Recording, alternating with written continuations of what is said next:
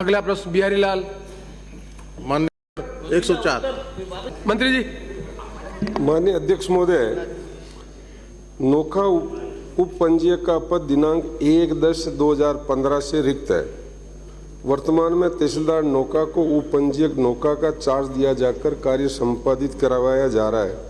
उप पंजीयक पद हेतु पात्र तहसीलदार उपलब्ध होने पर यथासंभव रिक्त पद पर पदस्थापन की कार्रवाई की जा सकेगी। वो समय पूछे कब तक कर देंगे, पूछ रहे होंगे तो। माननीय अध्यक्ष महोदय, ये इसकी चयन प्रक्रिया हमने हर साल होती है, अभी 2022 में की है। जो कुल 113 पद राजस्थान में उप पंजीयक के हैं। हमारे पास कार्मिक 130 इसमें पात्र आए, जिसमें उनकी धारा 16 सीसी 17 सीसी एवं ऐसे मापदंड बने, जिसमें हमारे पास कुल 83 तहसीलदार ही उपलब्ध हो पाए उस पात्रता में। उसमें 13 हमने अपॉइंट कर दिए, 13 आरएस बन गए, तो फिर 70 ही रह गए। फिर उसमें कुछ रिटायर्ड हो गए।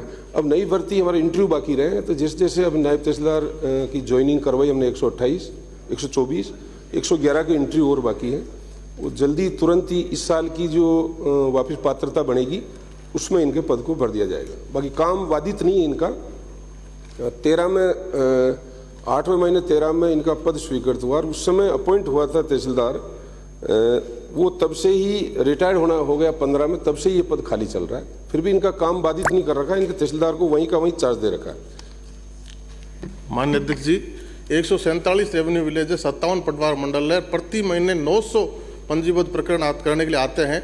नियम अनुसार 30 और 40 मिनट में हो जाने चाहिए। 7-7 दिन और 10-10 दिन लगते हैं। किसानों के केसीसी म्यूटेशन रहन के प्रकरण दर्ज नहीं होते और 7 वर्षों से उपयुक्त तहसीलदार नहीं मिला है। तो इस विषय की गंभीरता को समझते हुए आप जल्दी से वहाँ इस उपयुक्त तहसीलदार लगाएं। अब तहसीलदार कार्यपाल मजिस्ट्रेट भी है, वो नगर पालिका का ईओ भी है और वो सब रजिस्ट्रार भी है, तो अपने तीनों कामों के प्रति न्याय नहीं कर पाता। इसलिए आपसे निवेदन है कि जल्दी से उपयुक्त व्यक्ति वहाँ लगाए। माननीय अध्यक्ष जी, जल्दी भर देंगे। वैसे इसकी पात्रता में 58 साल एज ही है। पहले तहसीलदारों की लंबे टाइम से भर्ती नहीं हुई, इसलिए गैप आ गया। अभी बजट में मुख्यमंत्री जी ने जो घोषणाएं की है, बजट के इंटरव्यू हुए, भर्तियां हुई काफी संख्या में, तो बहुत जल्दी इनका पद को हम भर देंगे। बाकी काम बाधित नहीं है।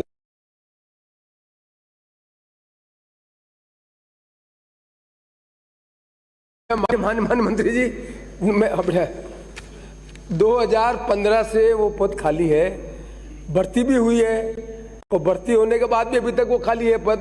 तो प्राथमिकता के आधार पर जहां इतने लंबे समय से पद खाली है, वहां प्राथमिकता के आधार पर तहसीलदार लगाकर उसको पद भरने का काम करें, ये उनके मन की इच्छा है।